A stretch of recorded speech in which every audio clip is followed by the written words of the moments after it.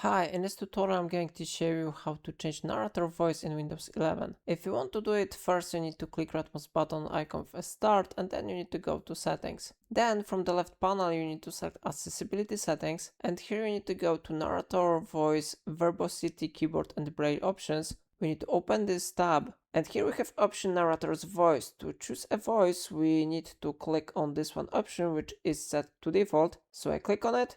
And here I have different voices available in this list. So for example, I select here Microsoft Zero English United States. And after that, the voice should be successfully changed. Of course, remember that if you don't have here English language available in this list, you should install the language in time and language settings and in language region. And here on preferred languages, you can click add a language and you can install another language which you want to use. So in this way you can easily change the narrator voice in Windows 11. If I helped you, remember to like this tutorial and subscribe my channel. Please let me know in comment if it's of your problem.